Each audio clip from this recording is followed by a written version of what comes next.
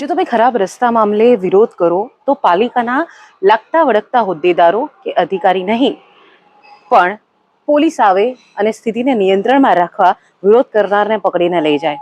આવી ઘટના તાજેતરમાં જ નડિયાદમાં બની. એટલે થયું કે આ ઘટના વિશે વિશ્લેષણ જરૂરી છે. શું હતી સમગ્ર ઘટના?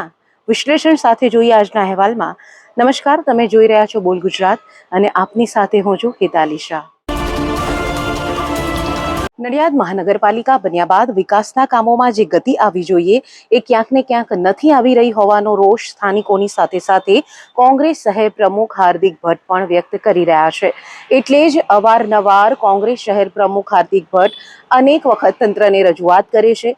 રજૂઆત બાદ પણ કામ ન થાય ત્યારે વિરોધ કરે છે અને મહદઅંશે એમના વિરોધ અને રજૂઆત બાદ જે તે સમસ્યાનું સમાધાન પણ આવતું હોવાનો દાવો હાર્દિક ભટ્ટ દ્વારા પણ કરાય છે.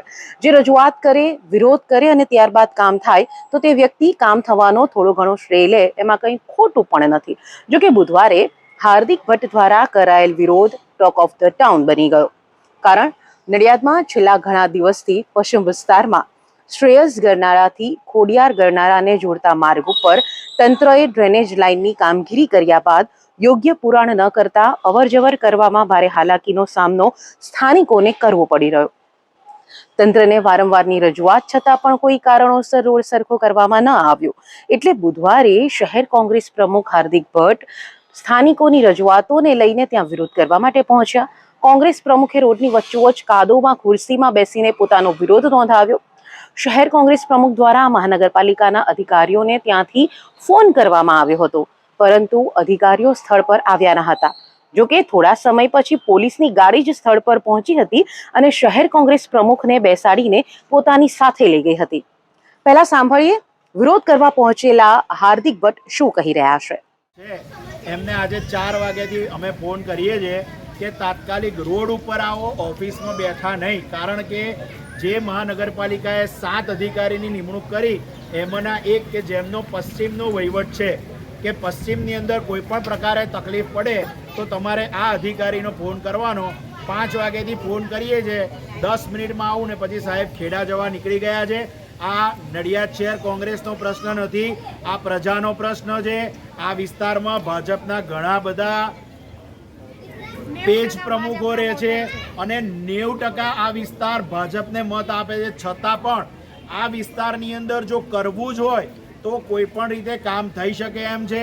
પણ જ્યાં સુધી ઉપરથી આદેશ ના આવે ત્યાં સુધી તેમના કોઈ સભ્ય પણ પ્રજાલક્ષી કામ કરવા આવતા નથી. આજે જ્યારે અમે અધિકારીઓને વારંવાર ડીજીયુસીના અધિકારીને, અર્બન ડેવલપમેન્ટના અધિકારીને વારંવાર ફોન કરવાથી આજે એમના જે કોન્ટ્રાક્ટર ભાઈએ જે કામ કર્યું છે એમણે આવીને પોઝિટિવ રિપોર્ટ આપ્યો છે કે કાલે સવારથી આ રોડ સમતલ કરવાનું કામ શરૂ થશે અને જ્યાં સુધી પ્રશ્ન રહેશે ત્યાં સુધી આ ભાઈ કામ કરવા પણ તૈયાર છે તેવી એમણે બાંહેધરી આપેલી છે. હાર્દિક ભટ્ટ જ્યારે આ વિસ્તારમાં પહોંચ્યા અને વિરોધ કર્યો, પાલિકાના લાગતા વળગતા અધિકારીને બોલાવવામાં આવ્યા ત્યારે જે કોન્ટ્રાક્ટરને કામ સોંપવામાં આવ્યું હતું એ કોન્ટ્રાક્ટર ત્યાં પહોંચ્યા અને બાંહેધરી આપી કે કાલથી એટલે કે ગુરુવારથી આ રસ્તો જે છે તેને સમથળ કરવાનું કામ શરૂ કરવામાં આવશે. પરંતુ સૌ જાણો છો કે અત્યારે વરસાદની સિઝન છે, વરસાદ વરસી રહ્યો છે, જેને લઈને જે રસ્તો ખોદાયો છે અને જેની પર માટી કામ કર્યું છે અને હવે એને સમથળ કરવું અઘરું છે. હાર્દિક ભટ્ટ દ્વારા એ પણ આક્ષેપ કરવામાં આવ્યો છે કે જે કામગીરી જે તે સમયની અંદર થવી જોઈતી હતી તે નથી થતી અને એને લઈને જ આ પ્રકારની પરિસ્થિતિનું નિર્માણ થાય છે. કે જ્યારે ભ્રષ્ટાચાર કરવો હોય ત્યારે એવા સમયમાં જ કરાવવામાં આવે કે જ્યારે 100 રૂપિયાના વસ્તુ 200 રૂપિયામાં પડે. આ વિસ્તારનું કામ તો ઘણા સમય પહેલા શરૂ કરવામાં આવ્યું હતું, પરંતુ સમયસર અને વ્યવસ્થિત કામ કોઈ કારણોસર ન થયું અને એનું નુકસાન સ્થાનિકોને વેઠવાનો વારો આવ્યો. એટલે કે છેલ્લા ઘણા સમયથી આ માર્ગ ઉપરથી અવરજવર કરવામાં શાળાના બાળકો અને વાલીઓ તેમજ સ્થાનિકોને ભારે હાલાકીનો સામનો કરવો પડે છે.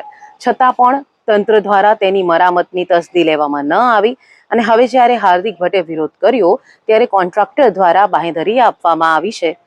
ત્યારે સવાલ એ થાય કે શું સ્થાનિકો પોતાની સમસ્યાની રજૂઆત કરે તો કામ ન થાય, પણ કોંગ્રેસ શહેર પ્રમુખ વિરોધ કરે કે રજૂઆત કરે તો કામ થાય?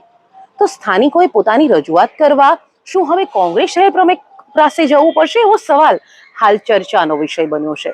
જોકે આની સાથે સાથે એક ચર્ચા એ પણ છે કે શહેર પ્રમુખ વિરોધ કરવા પહોંચ્યા, અધિકારીઓને બોલાવ્યા, પરંતુ કોન્ટ્રાક્ટરે આવીને બાંહેધરી આપી અને ત્યારબાદ પોલીસ આવી અને હાર્દિક ભટ્ટને પકડીને લઈ ગઈ. જો કે થોડા સમયમાં જે પૂછપરછને જે એમને કરીને જવા દેવામાં આવ્યા, પરંતુ આ ઘટના જે છે સ્થાનિકોમાં તથા જાગૃતજનોમાં અનેક સવાલો ઊભા કર્યા છે કે પોતાની સમસ્યા કે વિરોધ કરવો હોય તો પોલીસ સ્ટેશનના ચક્કર લગાવવા પડશે. ખેર, વિરોધ કે રજૂઆત કોઈ પણ કરે, આખરે નડિયાદની જનતાની સમસ્યાનો અંત આવવો જરૂરી છે અને એ આવે એટલે પ્રજાને હાશકારો થાય કે હવે હાશ સમસ્યાનો અંત આવ્યો. આ સમગ્ર ઘટના અંગે આપનું શું માનવું છે, સાથે જ આપના શું મંતવ્યો છે તે ચોક્કસથી કમેન્ટ્સ કરીને જણાવશો અને આપને અમારો આ અહેવાલ કેવો લાગ્યો તે પણ ચોક્કસથી કમેન્ટ્સ કરીને જણાવશો. સાથે જ આપણી ચેનલ બોલ ગુજરાતને લાઇક, શેર અને સબસ્ક્રાઇબ કરવાનું ભૂલશો નહીં.